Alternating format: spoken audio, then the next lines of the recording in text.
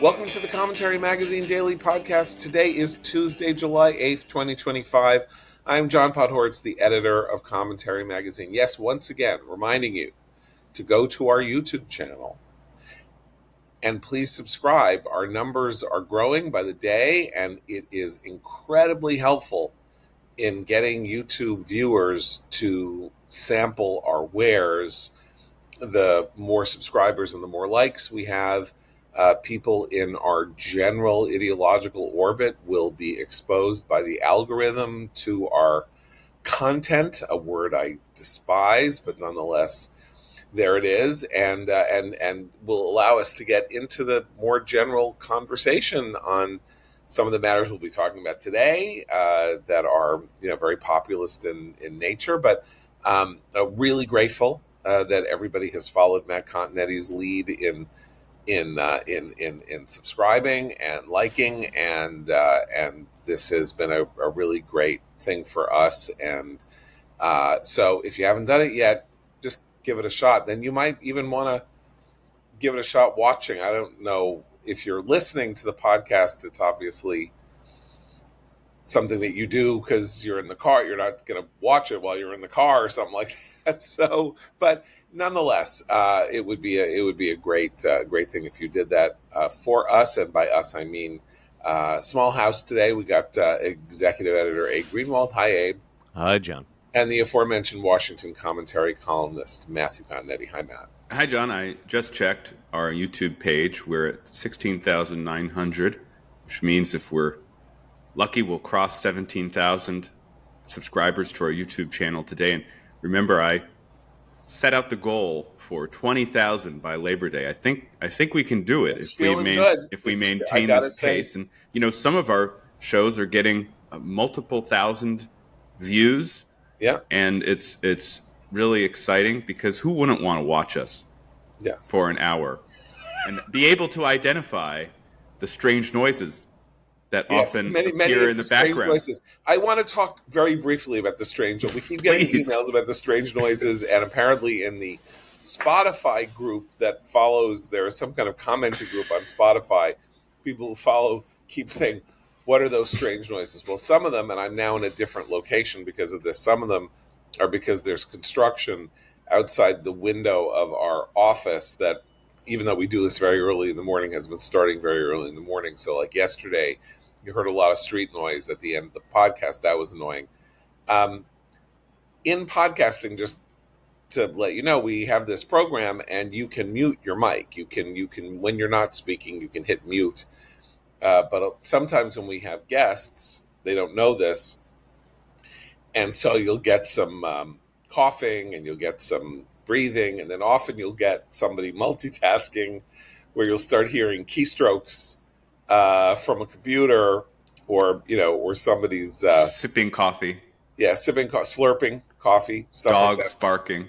Yeah, and so I would say, I would just say the worst offender, and it wasn't his fault, but I remember a podcast maybe in the past year or 2 years ago, even, where our friend Jim Meggs was recording from the back porch of his home, his beautiful home, when someone started up the leaf blower.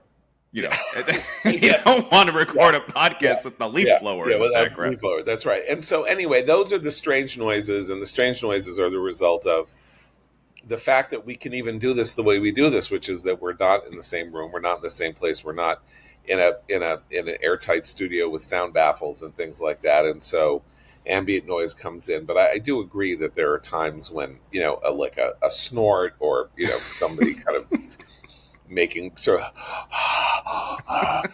stuff like that breathing is a little disturbing. So that's the noise story. And yes, I don't know if you would be able to identify the noises on the YouTube, but I have to watch myself, carefully to see the extent to which those are somehow exposed by by what you can see visually. But anyway, that's the noise story.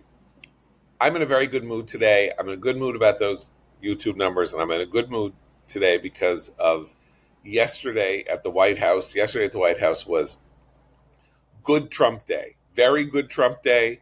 Very solid. very happy with what's going on. And I got three things. One, very quickly, Trump yet again revealing, or the administration revealing, that the revolution in tariffing is more notional than actual, probably, and that it's not going to be this worldwide disruption. I don't believe, based on what we're seeing, the worldwide disruption I think a lot of us were worried was going to happen in February and March. So we could talk about that later or not. But more important was the meeting, dinner, the working dinner, with a lot of people around the table, so it wasn't much of a working dinner, last night at the White House with Prime Minister Netanyahu and his team, and Donald Trump and his team, which included obviously negotiator Witkoff, Marco Rubio, Chief of Staff Susie Wiles, Secretary of Defense Hegseth. Very prominent by his lack of presence seemed to be Vice President Vance. Did not seem to be. I figured out where he was, by the way. Where? He was on the West Coast giving a speech to the Claremont Institute. Ah, well. He's headed back, and apparently we'll meet with Bibi later. Meeting with him today, right. Yeah. But this meeting, according to readouts after the meeting was over, which came from a senior Israeli official, and some people can guess who that senior Israeli official was, if you know, in my estimation, who it likely was. They're going very far now into the weeds on what a ceasefire and future for Gaza will look like, which includes a partial version of the Trump-Alago plan, or Gaza-Lago, or whatever we want to call it. What do we have? Mara Gaza. Okay. Which is that the population of Gaza is likely to be moved into one area of Gaza, which will be secured and redeveloped, so that Israel can hold and complete its task of eliminating Hamas as a political, military, and indeed even presence in Gaza, and prevent them from coming back. Where that's going to be exactly is not clear. It's a relatively radical step, although, to be fair, over the past 6-7 months, or at least when the fighting was at its height, Israel was telling Gazans that they needed to move around the Strip in order to avoid being in the middle of a military conflict, and they did so. Remember the famous, it was going to take, what did Kamala Harris say? It would take 2 months for Gazans to move from the south and Rafah north. She studied the maps. The map said 2 months, and it took them, I don't know, 96 hours. Something like that. Sort of it was like, what happens if there's a hurricane in Florida, and 1.5 million people actually do manage to get out of southern Florida and get on the road and go somewhere else. And this is a lot closer, getting from Rafah to, Gaza City or Khan Yunis is a lot shorter. It's kind of like the different distance between, Key West, and it's not even the distance between Key West and Miami. It's more like the distance between Miami and Aventura or something like that. So it's a kind of radical thing, and it sounds bad, right? Like massive population relocation does not sound good in the world of how things sound. But basically, it now appears that the Trump administration is all in on its own proposal to say not only can't Hamas remain in power, but the lives of Gazans are going to be changed in order for Israel to achieve the security that it needs. And that change may be semi-permanent or permanent, depending on how pacified Gaza is. So these ideas that we've had over the last 3 months that Trump might cave, he was going to give in, he wants a peace prize, he wants that, from Iran to Gaza, Trump is toughening his stance, hardening his views, and we can talk about other ways in which that seems to be happening too. I mean, I think Trump is the key figure here. The You only know, figure, right? He's the well, really Bibi is a big figure too, no, but I mean just think in about it. American politics. I mean in Sure, the American but response. what I wanted to describe was Bibi has visited the White House now 3 times in 6 months. That's more trips than any other world leader. He's the only world leader to be invited more than once in this period. Throughout that time, prior to America's Operation Midnight Hammer, when we joined Operation Rising Lion to attack Iran's nuclear facilities, each trip Bibi took to the United States was followed by a flurry of leaks suggesting that there was tension between the U.S. Israel relationship, that President Trump was angry at Bibi or frustrated with Bibi over the lack of progress toward a ceasefire in Gaza. And in retrospect, we can now see that those leaks were put into the press by anti Israel restrainers within the administration. Now, maybe some of the leaks were purposeful in order to set a ruse for the Iranians to let down their guard ahead of what happened during the 12-day war. But we know that there are people who are hostile to the Trump foreign policy working inside the Trump administration. So the first lesson is be wary of any leaks that are generated after this meeting, the series of meetings. Netanyahu with the president yesterday. He's going to be on Capitol Hill today. I think he's not returning to Israel until Thursday, so there may be even additional meetings on Wednesday. The second conclusion is the relationship between Trump and Netanyahu is similar to the relationship between Ronald Reagan and Margaret Thatcher, or even FDR and Winston Churchill. It is a extremely tight relationship. They seem to have not only genuine affection, but similar worldviews with one another. And that was best represented by the moment when Netanyahu presented President Trump with the letter he had sent to the Nobel Prize Committee nominating President Trump for the Nobel Peace Prize. And President Trump, uncharacteristically, was a few words in response. He seemed genuinely kind of surprised and touched. Now, as an aside, the likelihood that the Nobel Committee is going to take Bibi Netanyahu's nomination seriously is very low, considering they're all a bunch of Euro-weenie peaceniks who are anti-Semites and anti-Zionists and should all just go on a ferry to Greenland or something where we can supervise them once we take it over. Nevertheless, it was, I think, a signal moment in that relationship and a sign of how closely the two sides are working. I will just put it out there, though.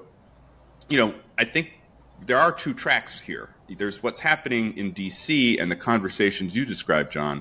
But then there's also what's going on in Doha, where the Israeli team is apparently on a hotel floor above the Hamas team.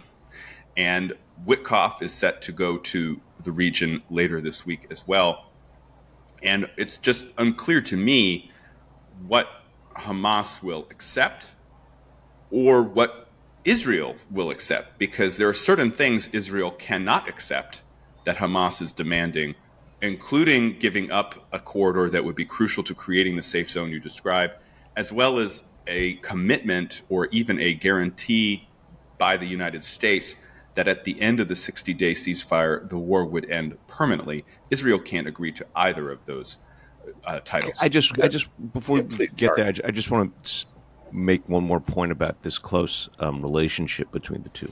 There's also something extraordinary happening within the Israeli population, which is that if you see interviews with those Israelis who want an end to the war and the hostage family coalitions who are very interested in winding the war down and getting the hostages back, they all are singing Trump's praises too. They speak as if they say he is the only man who has and can get our people back. There's an incredible groundswell of affection for Trump there as well. It's more interesting. I mean, it's more complicated than that because not ordinarily one would expect that the people who are holding these views in Israel, and the view in Israel effectively is we should end the war tomorrow where things stand in exchange for all the hostages being brought home at once. So stop it, tell Hamas we're done in exchange for all the hostages coming back en masse. So this is an almost impossible demand inside is just as a simple logistical matter of where you want to be when the war is over, where you want to be even if you have a ceasefire. And a lot of that is is based in this pretty sick but pretty seriously held concept on the part of a pretty large number of Israelis that Bibi wishes to perpetuate the war for to keep his own political power or to hold his coalition together or something like that. This is a slanderous and pretty awful thing to say, even if you don't like Bibi and think he's a snake and you don't like his judicial reforms and stuff like that.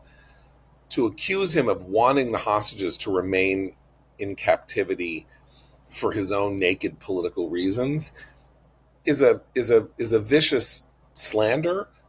And they're now effectively, because of the strike on Iran having changed the entire dynamic, the entire political system in Israel being supportive of the idea that Iran could never get a nuclear weapon, and now an extraordinary set of measures have been taken to advance that goal. Somebody's got to get credit for it.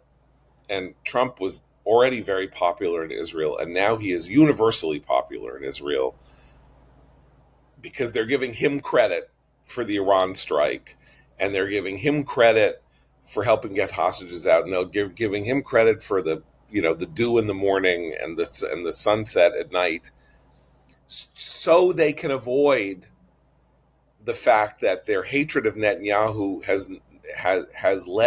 has nonetheless been, he has refused to cave to them, ended up getting America's role in the Iran mission that is the universally popular in Israel, and is pretty close to securing Israel's national aim in Gaza. And so there's a churlishness here. Trump's popularity is therefore part of the increasingly insane Israeli domestic stance toward Bibi. A lot to be said about it. We've published very serious criticisms of what happened before October 7th in the Israeli government that he led, and over the years that he was prime minister and all of that. So this is not the Bibi fan club we're talking about here, but the proof of the pudding is in the eating. And if you want to look at this position that Trump is in, that is unique practically in the annals of anything, as far as I can tell, in Israel, with like a 95% approval rating, something like that. You have to look at it through the lens of Israel's own domestic politics. Now, in terms of our domestic politics and what's going on there, I just think it's very interesting that what everyone says is Bibi now, he wants a ceasefire. I mean, Trump wants a ceasefire. But how do we know? I mean, he says, I'm hoping we're going to announce a ceasefire. I want to see a ceasefire. It's not that he doesn't say it himself. But the way people think that is, or think what that means is, concede to Hamas, give Hamas stuff that Hamas wants, negotiate with Hamas, figure out where that goes. Any failure to secure a ceasefire is going to be Israel's fault because it's not giving Hamas enough of what it wants, and Trump will be angry at Israel for not doing what he wants it to do. And I think that is now, that's been a kind of low thrum during all of these conversations, sort of like the way Matt talked about the leaks about Trump being angry and Witkoff waking Bibi up out of his bed on Shabbat and all that. That's not what Trump means. Trump clearly wants Hamas defeated. He also now views this war as kind of an ancillary war for the United States, and Israel's victory over Hamas he will view as an American victory over Hamas. And so the ceasefire could be the ceasefire that helps Israel and not that helps Hamas. I also think it doesn't quite understand how Trump talks. I mean, when Trump talks, he's always saying that he wants peace. He's always saying, I want to have a ceasefire. It doesn't matter what conflict you're talking about. Even in the meeting yesterday with Netanyahu at the White House, the subject of Iran came up. And Trump was like, we want to have peace with Iran.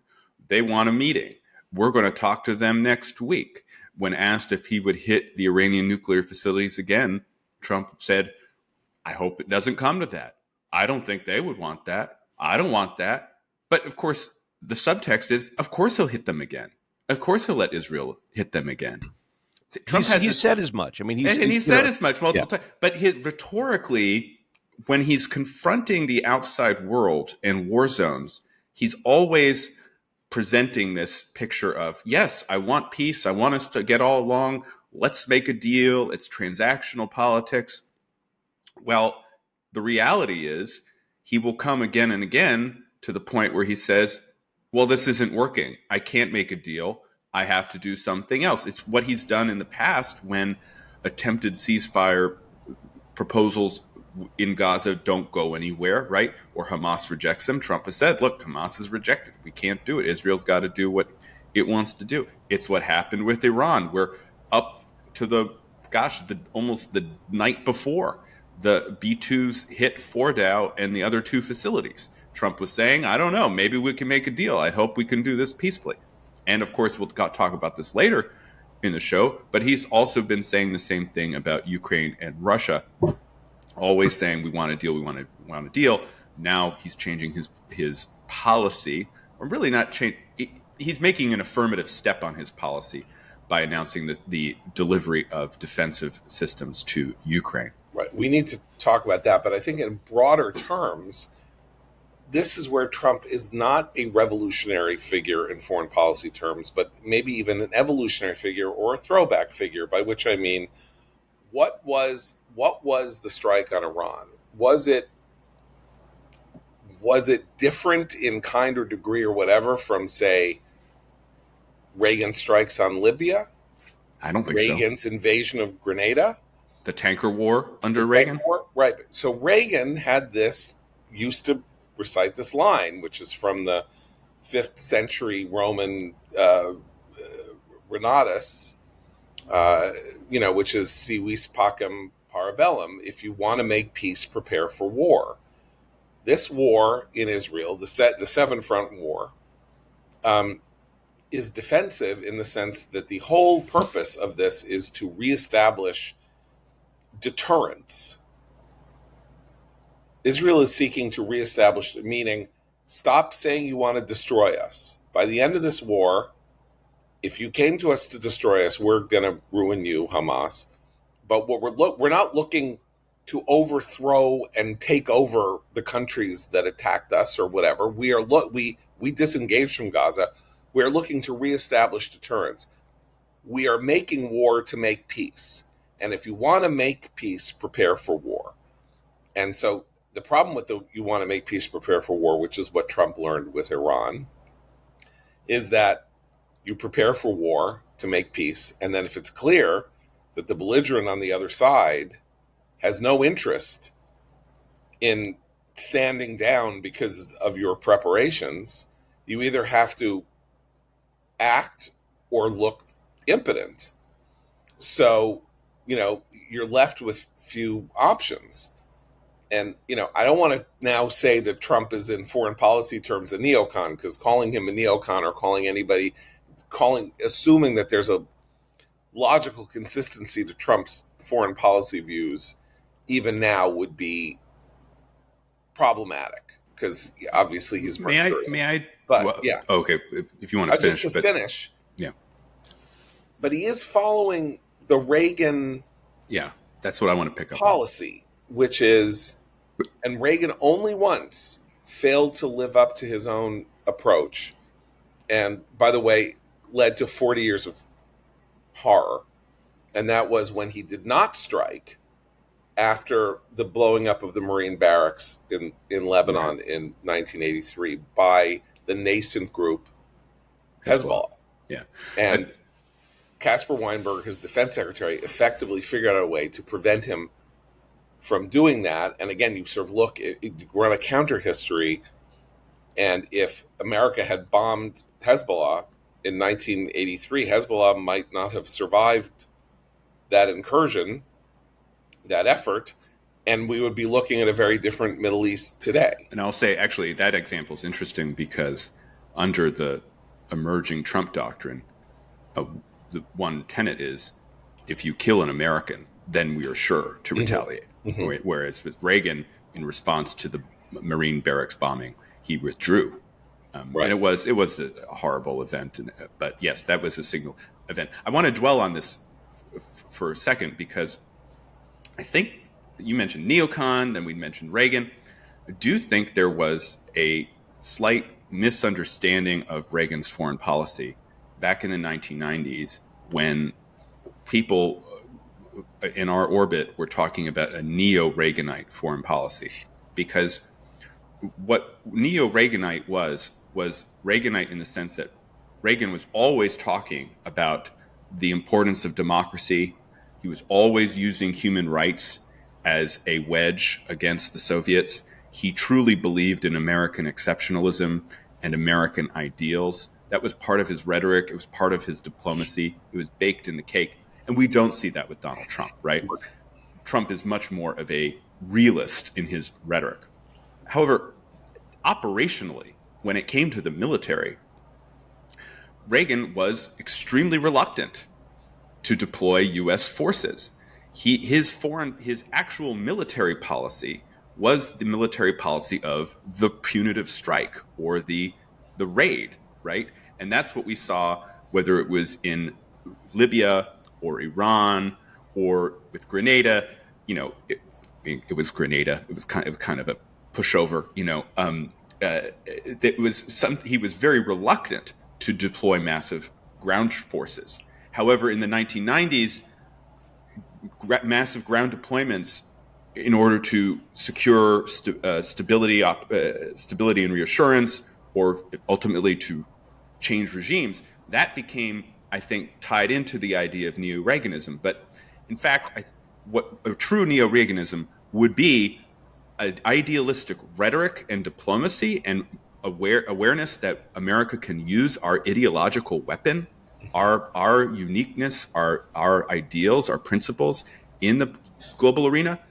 While also being very wary of putting American troops at risk, but open to using the Air Force, the Navy, our special forces.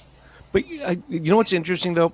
Trump does make a kind of alternate idealistic promise rhetorically when he's talking about making peace and or waging war with all these countries or regions. It's not about freedom, democracy. It's about greatness, peace and prosperity, money, right? Yeah, and trade, right? And opportunity. We can we can make Iran great again, as he said, and give Syria a shot at greatness. He has. And they call us utopian. Exactly. Yeah. But he does have this line that is very different, obviously. But I mean, it is really interesting because human rights also during Reagan's time was a cudgel. I mean, also in Carter's time. I mean, it's a complicated story, too deep to get into. That it was almost an afterthought of the effort to make détente with the Soviet Union, that there was language inserted in the so-called Helsinki Accords in 1975 that essentially created the human rights movement inside the Soviet Union that helped lead to its downfall. that it was something the Soviets did not understand what they were doing when they agreed to this language in the Helsinki Accords. But human rights was then, and promoting human rights and saying we would support, democratic movements and stuff like that, maybe with covert money and maybe not, was a way of not engaging militarily. It was a way of saying we are going to fight the bad guys with our rhetoric, with our sort of civil society moves and organizations that could help you write a constitution if you got a new government, or help you set up appropriate civil society institutions that would, help liberate people and all of that. It was something to do that did not involve the use of military power or covert action or something like that. It was another front that was demilitarized. Interestingly, George H.W. Bush, the weenie, he was a wimp, the wimp factor, people said this in 1988. He comes into power. He and his Secretary of State were weirdly skeptical about the human rights agenda being much more, and Brent Scowcroft is national infamously so in the case of Tiananmen Square. And Ukraine, by the way. Chicken Kiev. Kiev speech. But Bush, a veteran, right, a war hero, 58 combat missions, crashed his plane into the ocean, had to be saved from the Pacific Ocean. He did not hesitate. Went to war in Panama, and then he went to war in obviously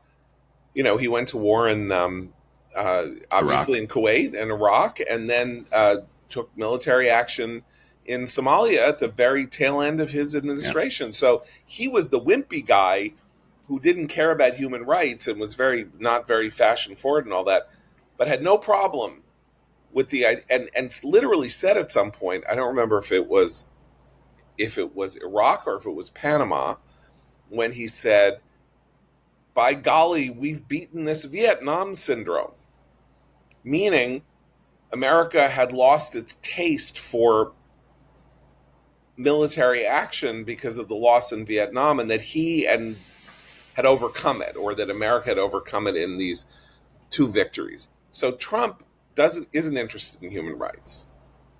Very clear he doesn't care about human rights.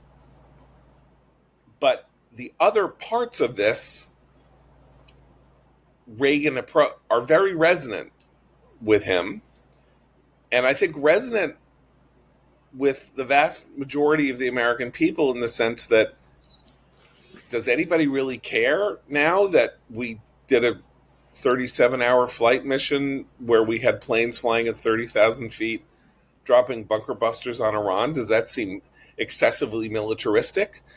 Did the predictions of the Tucker Carlson wing that it would lead to thousands of deaths and a multi-front war in the Middle East pan out? No.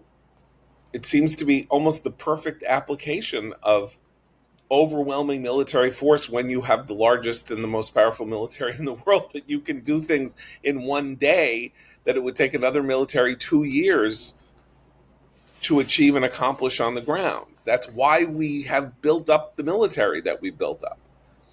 And he's willing to use it. And the other country in the world that is willing to use military force to advance its aims and protect itself is the state of Israel. So there we have a total confluence, right, meeting of the minds, because Bibi's not sitting around going, I really need to figure out how to bring democracy to the Palestinians.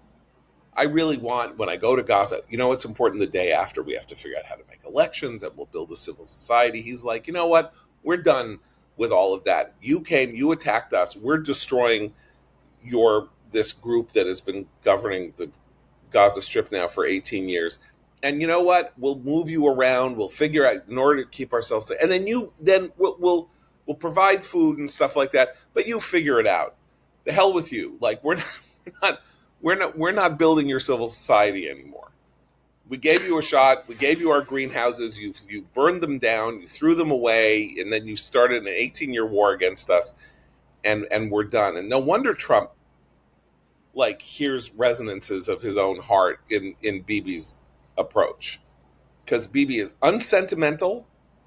He's uninterested in, he's uninterested in playing the internationalist game, right? He's willing to suffer the slings and arrows of worldwide hatred of himself and his opinions and the people that he represents in Israel, because in the end, what matters is what the results are on the ground, and how much safer Israel is when he's done, and that's Trump to a T.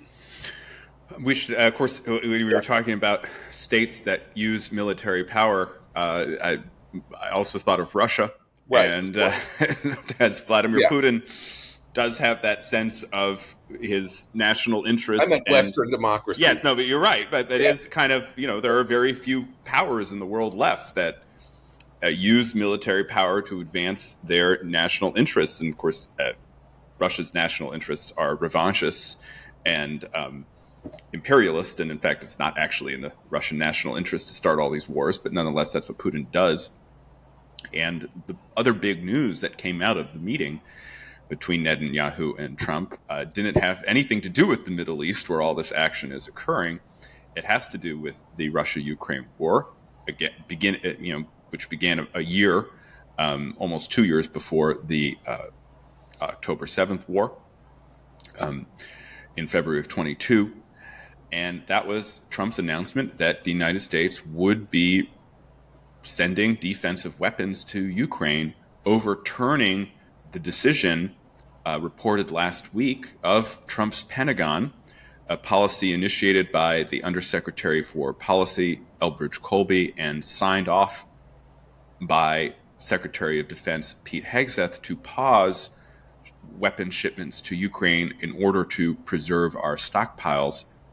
In a call earlier this week with Volodymyr Zelensky, the the president of Ukraine, Trump told Zelensky that he had not been informed of this decision, that he was very displeased with it, and that, of course, as we have all become aware over the past week, he is increasingly displeased and skeptical of Vladimir Putin. So this was huge news last night. The Pentagon announced in a release this morning that the shipments were resuming, and that will help save lives in Ukraine, because since Trump's administration has distanced itself from Ukraine, Putin has only increased the scale and ferocity of his drone and missile assaults on the Ukraine civilian population, and many have died. And so this weapons aid will help save Ukrainian lives, and it could even be the beginning of a larger shift in Trump policy, applying pressure to Putin, unlike the past 6 months, where much of Trump's efforts have been in getting Zelensky to accept the notion of a aspirational ceasefire. And we should say that all the reports of his conversation with Zelensky, that it's unlike the past. It's all flowers and rainbows, and both parties are pleased. And Trump is continuing, the administration is continuing to put pressure on Europe to cough up missile defense for Zelensky, in an eerie echo of what Trump said about the 2019 conversation that led to his first impeachment, said this was the best phone conversation I've ever had. Perfect call. It was a perfect phone call. It was a perfect because call. Obviously, he has lived in this state of high anxiety, and particularly after the ambush in the Oval Office by J.D. Vance, Zelensky has found himself in a very weird position in relation to Trump, trying to make sure that he maintains open lines of communication with the hostility, very open hostility, shown to him by parts of the administration. The question, as with it, let's go back to Reagan, right? So the Reagan line by the most ideological parts of the Republican or the right-wing coalition was, let Reagan be Reagan, meaning if Reagan had his way, the State Department would be closed. If Reagan had his way, we would bomb Russia in 5 minutes. If Reagan had his way, but what we didn't even think of as the deep state, the Washington consensus, the media, whatever, are stopping him from being himself. This, of course, was a preposterous fiction. Reagan's views and how he conducted himself are consistent from the time he became governor of California. He's much more pragmatic, as all successful politicians are. Yeah. Much more pragmatic, much more situational figure, did what he could do to advance his interests when he could do it. I do blame Nancy. I think Nancy told him at night, Ronnie, don't go all conservative on me. And he'd say, okay. You know? But that's also letting Reagan be Reagan. Right. Nancy, right. That's him. Been president without Nancy saying to him, you can be president of the United States. I don't think but what I mean by this is we have been assuming that, and so has the MAGA right, that letting Trump be Trump meant isolationism, tariffs, all of this. And this just may have been a grotesque misunderstanding of what it means to let Trump. First of all, Trump, no one's not letting Trump be Trump, except last week when Bridge Colby, without telling him, or he and Hegseth decided on their own, because Trump had said, yeah, let's review the arms that we're sending to Ukraine in order to make sure that our stockpiles aren't, being overly depleted since we've had to send so much stuff to Israel. So we'll do a review. And they're like, great, let's do a review. We're going to stop everything. And then he's like, I didn't say that. Who the hell are you people? And he's attacking his own people, saying, I didn't know anything about this, to a foreign leader? Well, that's similar to his treatment of Tulsi Gabbard, the director of national intelligence, who's also part of that restrainer clique inside the administration. Yeah, let Trump be Trump is not the same as let Trump be Bannon. They're two very different people. They want Trump to be Bannon. Tucker wants. So Tucker Carlson, I think, has figured out that he has figured out Trump, and that's why he is now establishing himself as the fixed point on the anti-MAGA fixed point on the right. Tucker anti-MAGA, which is the leading anti-American podcaster. I'm going to go interview the president of Iran and give him like 2 hours of propaganda time, because that's where this is headed. Trump thinks that it's a good idea for Tucker Carlson to spend 2 hours with the president of Iran. Oh, I'm sure giving him, it's like, his eyes. You're declaring war on me. I'm declaring war on you. Good luck. I'm just saying that, this is a very... And they're saying kind words about Mamdani, by the way. Tucker and Marjorie Taylor Greene in a podcast last week said that Mamdani gets it. Bannon, in an interview with the FT over the weekend, said Mamdani is the future because he's a left-wing populist. Whereas Trump last night had a great comments on Mamdani, in my humble opinion, where he called him a communist and he hates Israel, and I'm not going to let it happen. I'm going to stop him. And in interesting contrast, Netanyahu was like, I can handle this guy, which I like. I also like. What are you going to do about New York, right? Right. I mean, he said, Mamdani said he'll arrest you if you come to New York, and Bibi said, I can handle it. And Trump said, I'll get you out. If they arrest you, I'll get you out. Anyway, I just think that letting Trump be Trump, we now have 7 months of evidence in this second first term, that he is a much more shaded figure in terms of the expression of American power and authority than we had any right to expect, even given the way he was talking during the campaign and from his first term. But I'm just going to finish this and then I'm going to mute myself. The one through line in foreign policy from 2017 to 2025 is steadfast support for Israel. He's changing on NATO. He's bounced all around on China. He's bounced all around on North Korea. He's bounced all around on Iran. He's bounced all around on Russia and on Ukraine. 2017 onward, moving the embassy to Jerusalem, pulling out of the JCPOA, recognizing Israel's sovereignty over the Golan Heights, the Abraham Accords, and now everything that's happened since January 20. This is an Israel first foreign policy, Tucker Carlson, and suck on it, buddy. Here's one point of danger for Trump, and that is immigration. I think the Israel foreign policy piece he's been very consistent on. I read Christopher Caldwell piece in Compact yesterday that I had missed prior to Operation Midnight Hammer, where he said that no one's in Trump's base had voted for a war with Iran.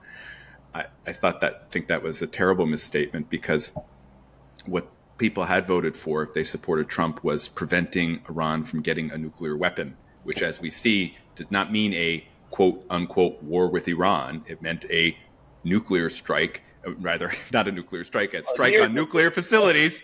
Just to make myself clear, that was a Reaganite moment on my part. Yeah. And as part of Israel's 12-day campaign, right? So that it is in line with what Trump has been saying for a decade. On immigration, Trump has also always been clear. And right now, if you listen to MAGA folks, there's a great deal of worry over some type of immigration reform that will legalize the status of whether it's migrant workers and kind of processing workers like the meat packers and such, the canners, and or other parts of the illegal population in the United States. If that were to happen, I do think the chances of a ultra MAGA primary challenger in 2028 increase exponentially. Right now, on the foreign policy, it's foreign policy. There's a lot of room here. You saw with the One Big Beautiful Bill, of course, it alienated Elon Musk. There are people who will be annoyed with deficits and debt if they continue to rise. Though we should say that in the past 6 months, the government has taken in $100 billion in tariff funds, which is pretty extraordinary when you think about it. So that there are revenues other than the tax increases that so many people on the left and on the new right want, is my point. You do have, on immigration, if there's some reform there, if there's like some attempt to legalize the Dreamers, say, down the road, you would get, I think, a challenger to the mainstream MAGA candidate, J.D. Vance, that could complicate things in the 2028 Republican primary.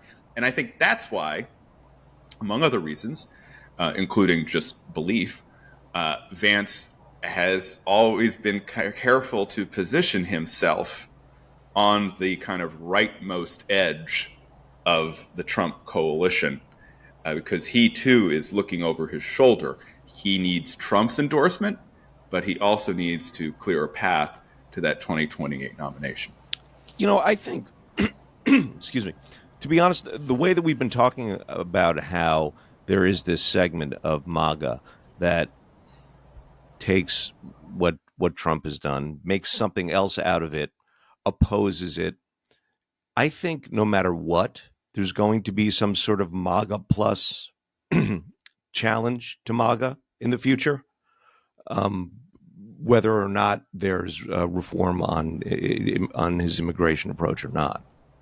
I completely agree with you. I mean, I think if it's sort of funny to be talking about this so early, yeah. But obviously, Vance is not going to walk into the nomination. We already know that, because even if he's anointed by Trump, the political dynamic in the United States does not permit such things to happen. Bernie Sanders nearly got the nomination away, both from Biden and from Hillary Clinton when the hands were laid on Hillary, and it was like, nobody's laying hands on anybody. This is an American. This is a choice of this primary choice for 35 million people or however many people voted in the Democratic primary. You're not telling us he's not going to walk in. So the obvious thing is going to be whether there's a fight for that lane between, say, him and Rubio or him and somebody else who distinguished himself in this administration, and they can have differing views on how to pursue the future. And then one of these figures for whom Trump, who want to leapfrog Trumpism, into stark nationalism or stark isolationism or something like that.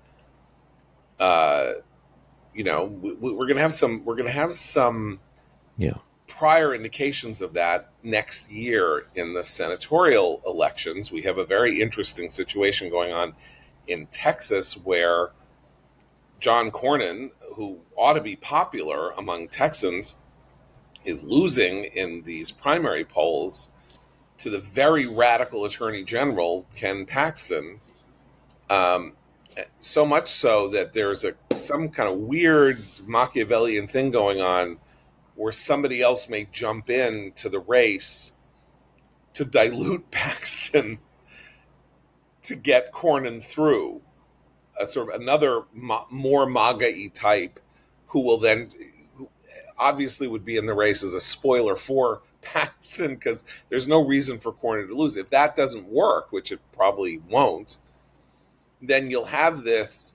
John Cornyn is 100% with Trump voter, does everything he's supposed to and all of that, but he's not good enough. And so as goes Texas, so goes the rest of the Republican Party, maybe. Who knows? I mean, I don't know. So there are going to be we're going to get some forensic. I think the question is it a Bernie Sanders level challenge or is it a Pat Robertson versus George H.W. Bush in 1988 challenge? And I'll just say, if you think about the two-term Republican and Democratic presidencies in the last 70 years, Eisenhower's vice president, Richard Nixon, got the nomination in 1960. I don't know if he was challenged. I'm sure there was some primary. It wasn't a modern primary system, but Nixon got it. Reagan's vice president, George H.W. Bush, gets the nomination in 88. He had a few challengers, but he got the nomination. I mean, and Al Gore, Clinton's two-term vice president, and gets the nomination in 2000 after kind of an ineffectual primary campaign by Senator Bill Bradley. So weirdly, since 2000, we haven't had that because Dick Cheney didn't want to be president, and then Obama, probably foolishly, decided that Biden's time was done and Hillary Clinton had to be the nominee.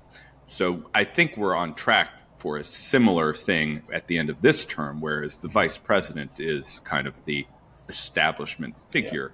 Though in an anti-establishment party, and by the way, maybe that won't mean much. I don't know. And by the way, as you point out, I mean, since you mentioned, Pat Robertson and Pat Buchanan and others, in 88, Bush lost Iowa. Oh yeah, no, they'll always lose. In 92, Bush was. This wasn't a re-election. Bush. What was his re-election? Buchanan got 38% against Bush in New Hampshire in 96. All the people who were supposed to walk into nominations, never walk into nominations. Well, there's a great old line I learned from Fred Barnes, which is the Republican Party always nominates the frontrunner, but not before humiliating him first. Right. And that was kind of true in 16, though it was because it turned out that even though Jeb went in ahead in the polls and with all this money, the actual front runner, it was clear by August, was Trump. But we might be in store for that again in 28. Right. And so the Vance thing is interesting. Again, he wasn't sitting at the table, so he had something else to do, which he certainly could have canceled if he thought it was really important for him to be present. I mean, granted, you obviously need the endorsement of the Claremont Institute in order to become president. That's a famous, very, very important for the future. It does connect with what we've just been talking about. It very much does, and that's keeping that flank happy. Right. that's too deep to go into.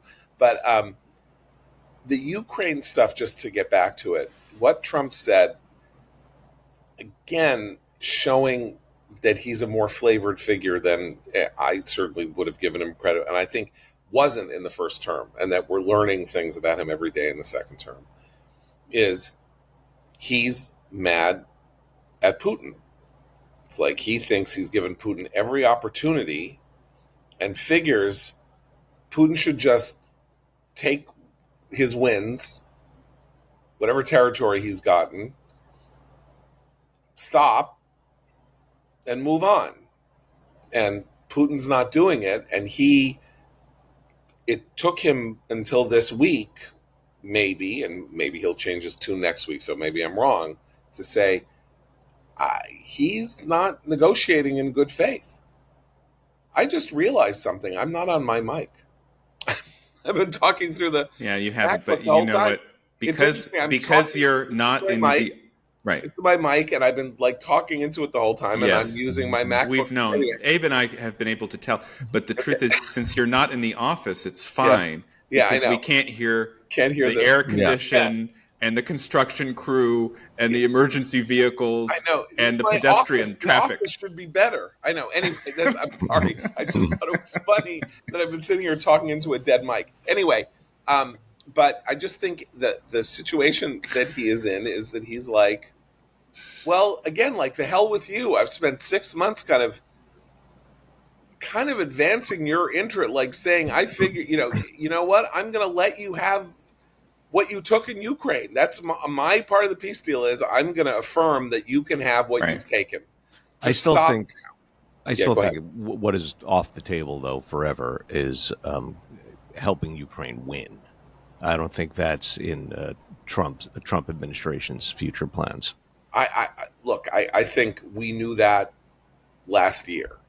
Well, I think it depends on the meaning of win. Not to sound too Clintonian, but the situation on the ground in Ukraine is very complex. Russia has been making gains, but the gains are tactical; they're not strategic. It's been more than a year since Russia has taken a major city or provincial capital. So even though Russia's been gaining on the ground, Ukraine is so vast that it would, it's like this. It's like a glacial movement, right? At the same time, if Ukraine can hold out, I think, for a year or so more, the capacity of the Russian economy and the Russian military begins to slightly break down. And so, does this mean that Ukraine is going to recover all of its lost territory going back to 2014? No. But I do think with additional support and with I'm hoping part of this change in direction includes adopting the Graham-Blumenthal sanctions bill that's in the Senate and could come up for a vote this week. When you combine that with increased European aid, we're trying to get the Europeans to use the frozen assets in order to spend on Ukrainian drone and other defensive capabilities. I do think there's still the potential for some type of result that will leave the majority of Ukraine in a pro-Western democratic state. It will look like the Korean Peninsula, but it will still be better than the worst outcome, which would be regime change in Ukraine and a Russia that now feels empowered to move to other targets in Europe. I mean, I think that's a very measured, long-term thought process here that, basically would mean that when this is all over, the world historical mistake that Putin made in doing this in the first place will have been revealed. It will be impossible not for the world and for Russia and everybody else, no matter what the propaganda is inside Russia, not to see that Putin's effort to reintegrate the source of the Rus and Russian Novorossiya and all of that that it failed and that he didn't get what he wanted at a cost of unbelievable manpower and expense and weaponry and all of that, and that it won't be a defeat for Ukraine per se. And what's more, I mean, not to get sort of like weirdly future thinking, but you've got the Donbass and you've got Crimea in Russian hands, but they're not going to be pacified. It's not going to be, and whatever chunk of the shoreline there is beyond the land bridge. They're not going to just sit there and allow themselves to be integrated into Russia. There'll be a guerrilla. It'll be a perpetual guerrilla war against a Soviet military that will have had its heart and soul punched out of it. You think they're going to want to face down these nationalist guerrilla forces in the Donbass and in Crimea, which will probably, in this scenario, be getting all kinds of logistical and quiet support from Kyiv and even maybe from Europe?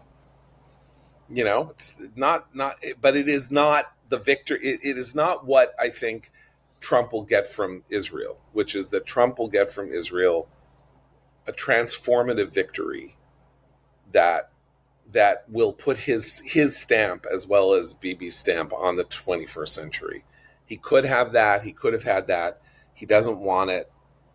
That's not in his wheelhouse to want, and that's unfortunate. But this turn, we just can't overestimate, I think, the significance of what happened yesterday. It is a pretty decisive defeat for what I consider the worst elements inside the Trump administration. At least they've been on a spiral for a while now. Yeah, those elements. I mean, I think we mentioned Tulsi briefly before. Where's she been? After he said she's wrong, and I don't care what you think. Yeah. I don't care what you think. She's draining. I don't care what she thinks. She's draining the swamp. She's getting to those intelligence deep state agents. We've gone on too long, but we need to spend 3 minutes on we were talking before about the fact that that the FBI has now the FBI under Kash Patel and Dan Bongino have now released a statement saying that based on all available evidence that they've been able to review, Jeffrey Epstein committed suicide in his cell. There was no client list that Epstein was holding that was a blackmail list, and this line of blackmail. No blackmail. This line of thinking that Bongino and Patel had themselves been retailing on podcasts and things for years was in error, and basically the response of the world from which they come is sorrow and heartbreak. Well, I don't know how else to describe it. Worse than that, feeling of betrayal and deep skepticism. The belief that Kash Patel and Dan Bongino are lying, that they've been co-opted by the deep state, that they're hiding the facts behind Jeffrey Epstein's death. This is widespread on X and among people who believe in the conspiracy accounts of Jeffrey Epstein, his demise and his operations. And it's, I think, part of what Abe was just saying about how a certain part of the MAGA coalition has been kind of feeling discombobulated in recent weeks between Iran, the Ukraine announcement, now this. I find it interesting as someone who hasn't really paid much attention to the story over the years, how visceral the feelings generated by the Jeffrey Epstein case are. And in fact, there's, of course, a whole industry that's kind of grown up around Epstein and his criminality and ultimately his demise. Whether that can be actualized into a voting bloc, I'm deeply skeptical. But it is an interesting insight into the social media heart of MAGA. Yeah, that alone can't be turned into a political movement. But I think along with everything we've been talking about, actually, this whole time, where there is this inchoate. I want to coin a phrase. They talk about zombie Reaganism. There's like a Frankenstein MAGA now happening, right? Like a sort of his creation has gotten out of his leapt from his lab and is out there, doing all these other things. I'm going to be in a weird position of defending. I'm not a conspiracy theorist. I'm going to defend the notion that something untoward and inexplicable went on here for this reason only. By the way, there's now the thing that will make this continue forever, which is there seems to be a 1-minute glitch in the video footage that was released yesterday of the 9 hours of Epstein's last hours. Apparently there's 1 minute. It's the time clock so this is the 18.5-minute gap. It's the 1 minute gap. People are going to be talking about it forever who have these conspiracies. That 1 minute is all a ninja would need to infiltrate the cell. But I just have this to say. If anything deserves a conspiracy theory to have arisen around it, it is the Jeffrey Epstein story. And there are just two data points in relation to it. Aside from the fact that we now know from Melinda Gates that Bill Gates, her divorce from Bill Gates was about his refusal to stop hanging out with Jeffrey Epstein. She's now basically said this. She said it yesterday. And it's sort of shot through her book in hinting ways. So Bill Gates, second or third richest man in the world, palling around with Jeffrey Epstein. What the hell is going on there? And then these two data points. One is Les Wexner, head of the Limited, the guy who founded the Limited and all of this, very close to Epstein, gives him a $70 million house. Just hand it over to him. Here's a house for you. I'm giving it to you, New York townhouse. And Leon Black, the co-founder of Apollo, one of the biggest hedge funds in the world, pays him $158 million for tax advice. So I asked a couple of people who do this for a living, and it's like, what kind of commission would you ordinarily pay to somebody who provides you with an interesting tax method to avoid something or other? And they said, I don't know, around 1.5% to 2% of the overall savings. So what would 2%? What would $158 million? I'm not going to play commentary math games here. It's in the tens of billions of dollars. That 2% is $158 million.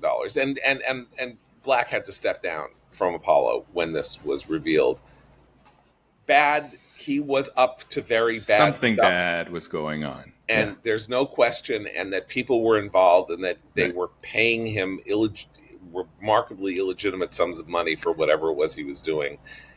And so I am weirdly in sympathy with the idea. Sure. But on the other hand, that he killed himself in his cell also makes perfect sense. Why wouldn't he? 2 points on this is, never underestimate government failure. It could just be the government just can't figure out what happened or what was going on. And that's what Patel and Bongino are saying is we just can't find the evidence. That doesn't mean that there's no evidence out there, right? And you're absolutely right. The evidence is he hanged himself. Well, I mean about the blackmail. I mean more about the blackmail because there's all the different types of things. And people will be talking about it like the Kennedy assassination, which we're still talking about now. Some 62 years after it happened. And this will be the same with this case. I just want to talk about the political dimension.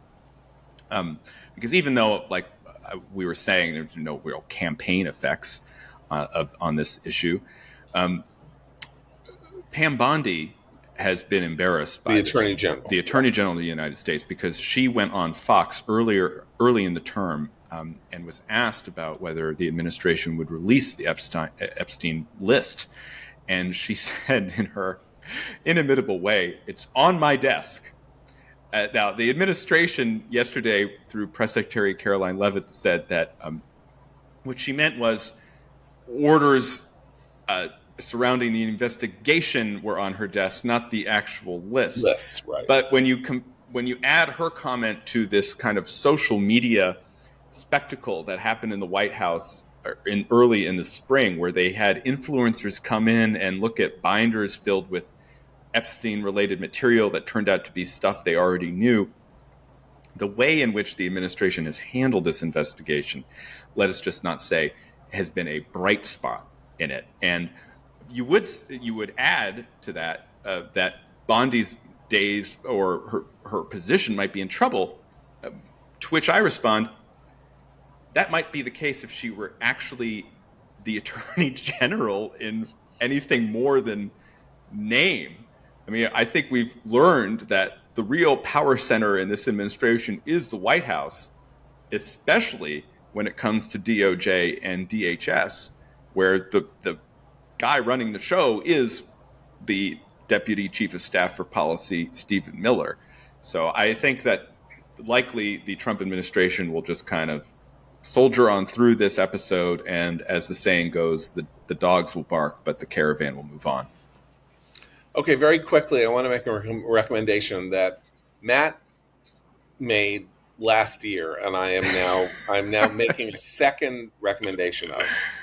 This has happened a couple of times, but the problem is I now need to look up the name of the author of the book that he has a complicated name. Has a complicated name. He's a three-named person. Yes. So this is a book called Astounding. It is a Alec Navila Lee or something. So the book is called Astounding. Alec, Navala Lee with a hyphen. It is the story of the birth of the world of American science fiction in the 20th century through the person of an editor named John Campbell, who, as a young man, through very odd circumstances, ended up the editor of the first really successful science fiction publication, which was called Astounding, published by the pulp publisher Street and Smith. And this is one of the best books, one of the best cultural histories I've ever read, because it's the story of how this little world of people who wrote these crazy little stories, sort of influenced by H.G. Wells and Jules Verne and stuff like that, in the 1920s and early 1930s, at the dawn of the sort of modern technological age, grew from this tiny group of fans meeting in rooms in Queens and Brooklyn.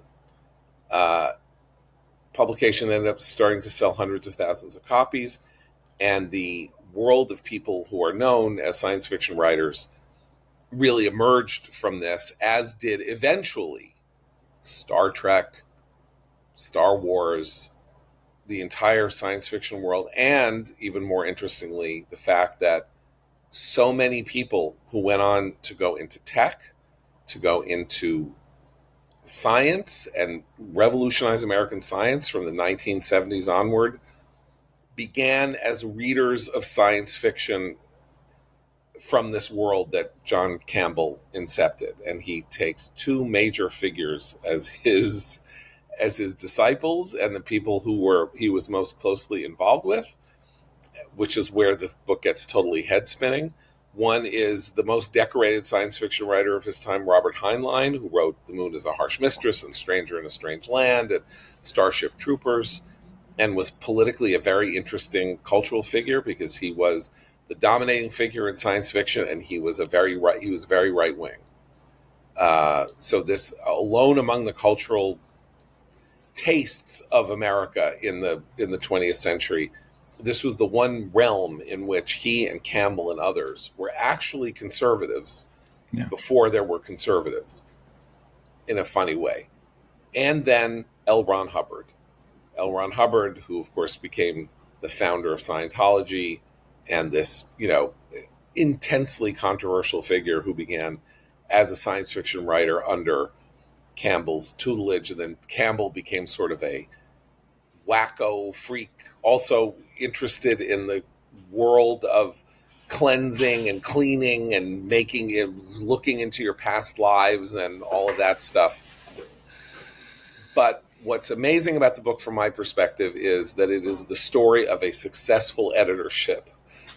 Because Campbell wrote one very famous short story, but wrote nothing else of consequence. He wrote a story called Who Goes There, which is the source of the two movies that are known as The Thing.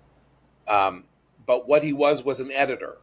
And he had very clear ideas about what kind of stories should publish, where science fiction should go, how trends should change, what it was readers wanted to read, what would advance the form, and all of that. And he used his editorship to cultivate writers, to create famous writers, and and then his last great triumph as an editor was the publication of Dune, which is a book that came in over the transom from a sort of technical science writer in Oregon, and that he himself a man of very weird politics, very weird, strangely right wing, but also kind of hippie in a way. Yeah. Anyway, it is a fantastic book, and I say that ordinarily I wouldn't sort of I'm not part of the science fiction contingent on this podcast, which I mostly leave to Matt and Christine and her taste for this Japanese science fiction, the dystopian science fiction.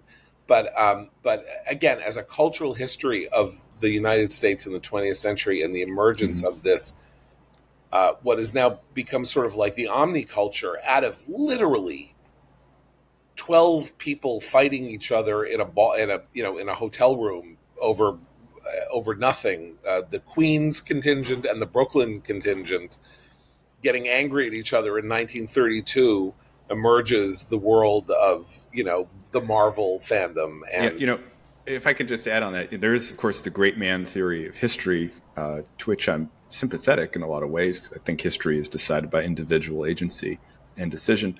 But I've also kind of come to adopt the coterie theory of history, which is that a lot of history just develops, especially cultural history, though political as well, by just small groups of like-minded people who begin thinking along similar lines and sharing ideas. And this, whether it's the early Bolsheviks, or whether it's the founders of the United States, or whether it's the Renaissance, right, in Italy, or whether it's the Elizabethan playwrights in England, our cultural coterie in the United States was this group of writers, kind of outcasts and misfits in the 1930s, who were just really jazzed by Jules Verne and H.G. Wells.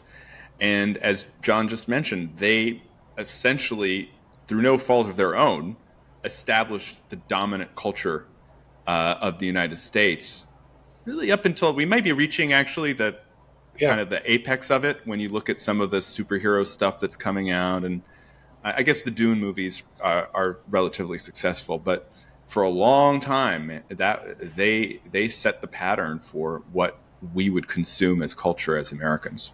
Yeah, and these are people who made $20. Oh, they were they lived poor. I mean, some of them made pretty good livings eventually, down the road. Eventually, but at this point, they were part of a literal subculture, a subculture of a subculture, right? Fiction writers who wrote fiction that was not literary fiction and was intended for a mass audience that we would now think of as, that literate people had contempt for, even though there were millions of readers of it. Anyway, Alex Navalny, Astounding, a book that I read because it came across my Kindle Unlimited, and I remembered Matt talking about it, and then I started reading it, and it really is just a dazzling piece of work. So until tomorrow, we will let you go, because we've been talking for an hour and 20 minutes. Go in peace, and prepare for war. And so for Matt and Abe, I'm John Podhoretz. Keep the candle burning.